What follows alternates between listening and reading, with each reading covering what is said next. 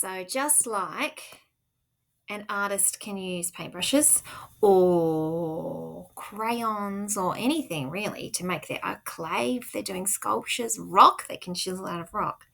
Poets have lots of devices or equipment that they can use to help them when they're writing their poems. And some of them include the structure or the way it's laid out. So with our shape poem, that was structured to look like the thing it was talking about. So when you did a shape poem about the sun, it should have been structured or written to look like a sun. And if you did one like a rainbow, it should have been structured or arranged to look like a rainbow. Rhythm. Now, one of the things I love about Dr. Seuss, and I've tried to find this and can't, but I heard Dr. Seuss wrote a lot of his poetry listening to the clickety-clack of the train. And when you listen to the words, it does sound a little bit like that rhythm. It gets a little flow along and has a feeling, almost like music. Although there's no music, it has like a rhythm like music does where you can find the beat, which is very cool. Rhyming. Now, cat and bat, hat and mat, they rhyme. We're going to have a little look at that. Sound play, word play, and imagery. So there are some of the things that poets use. There's actually more. They can use even more than that, which is cool. An example of rhythm. So the poem below has a regular rhythm. I think that there we go. Oh dear. I think I'm going the wrong way. Rhythm. Here we go. This is what I was looking for. Hopefully you haven't flicked through and gotten lost like I did. Okay, most poems are supposed to be read aloud. This is because many poems have a regular rhythm. When you hear someone reading them, it can help you hear that rhythm. In music, another word for rhythm is beat.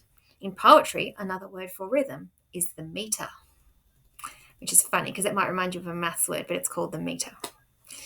When writing a poem, poets carefully choose words that create a regular rhythm or a pattern when the poem is read aloud. Words create rhythm by the way they are pronounced. Some syllables are pronounced more strongly than others, and this is called being stressed. So you just said, I put stressed on the word stressed then, because it means I gave it more emphasis. This creates a beat-like rhythm within the poem. An example of rhythm, so that this poem here has a regular rhythm and the syllables in red are stressed, which means I'm going to say them differently. You can try clapping it out while I'm saying it. In the deep dark night, the bats will fly past the trees and the clouds on high. In the deep dark night, the moon will glow, reflecting its light on the earth below. So you could probably clap along if I do it again. You can even tap your fingers and just try and hear, even do a little nod with your head. In the deep dark night, the bats will fly past the trees and the clouds on high. In the deep dark night, the moon will glow, reflecting its light on the earth below. So that's what rhythm sounds like, has that steady beat or meter. Rhyming is another one. Rhyme is the repetition of similar sounds. So you can see this kid here, I'm a poet and I didn't know it.